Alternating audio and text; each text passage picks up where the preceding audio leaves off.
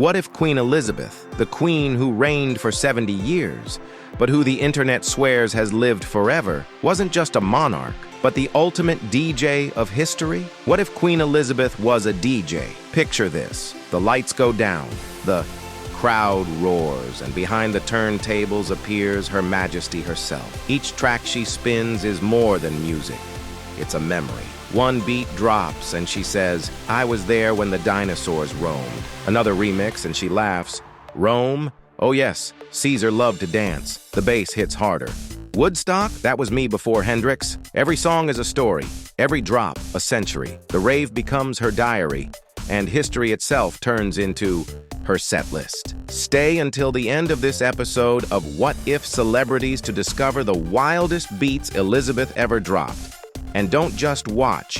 Smash that like, subscribe, and join the rave, because this party never ends.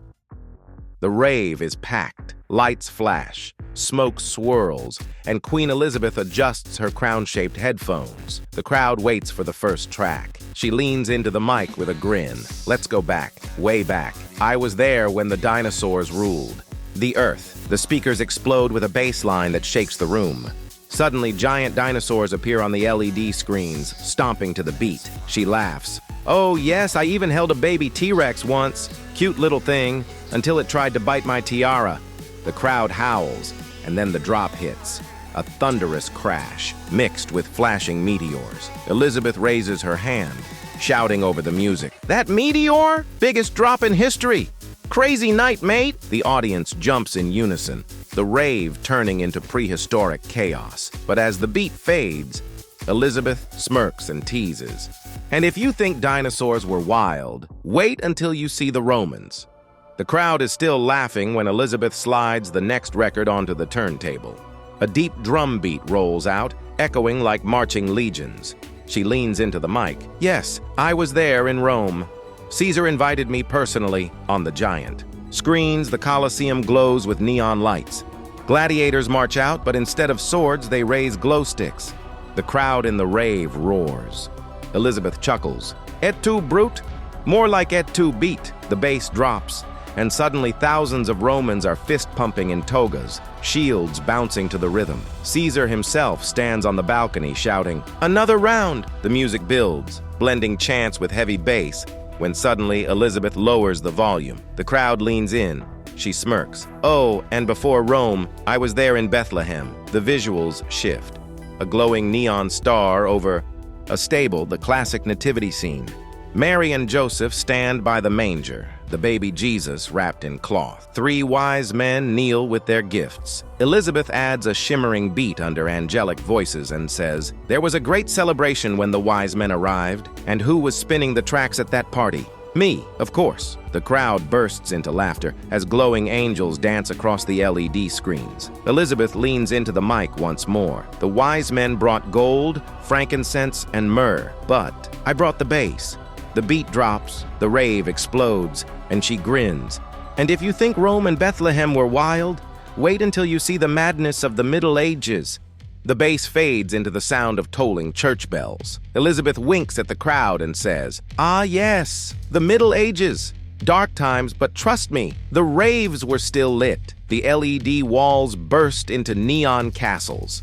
Knights in armor stomp onto the dance floor, their helmets flashing with colored lights. Monks raise goblets while chanting, and the Gregorian choir suddenly morphs into a house beat. Elizabeth laughs. "They called it the Black Plague. I called it the first dark rave." The beat drops heavy and sinister. Smoke cannons erupt, and the crowd in the rave goes wild, headbanging with medieval warriors.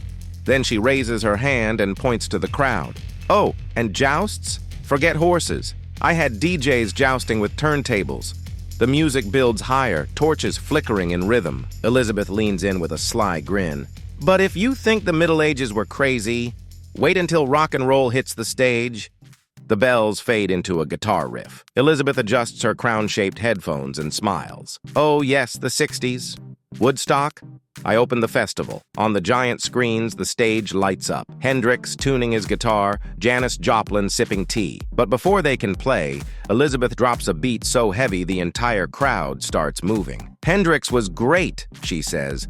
but he always begged me to open for him. The rave howls with laughter. Then the visuals shift. The Beatles walk onto the stage, bowing as if she was their manager. Elizabeth chuckles. Yes, I gave them their first gig. You're welcome, Paul. The beat switches, and suddenly Elvis appears on screen, hip thrusting in rhythm with neon strobes. Elizabeth smirks.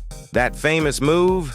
Learned it from me on the dance floor. The crowd is screaming now, half in disbelief, half in joy. Elizabeth raises her arms as the music builds and declares, but none of that was my last track, because the greatest drop was still to come. The lights dim, and the stage transforms into a cosmic scene, planets spinning, galaxies swirling. Elizabeth raises her hands as if commanding the universe itself, and yes, I was there for the future too.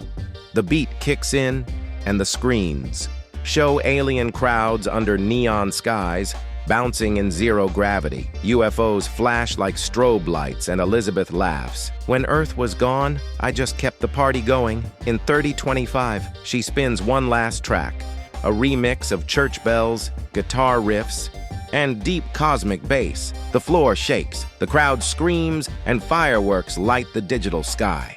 Then she leans into the mic with a mischievous smile. Even queens don't play forever. But legends never stop the music. The beat fades, the room falls silent, and Elizabeth looks straight at the crowd. And now I ask you, if Queen Elizabeth really was the DJ of history, would you dance to her beats? Drop your answer in the comments, smash that like button, and subscribe, because the party never ends here at What If Celebrities.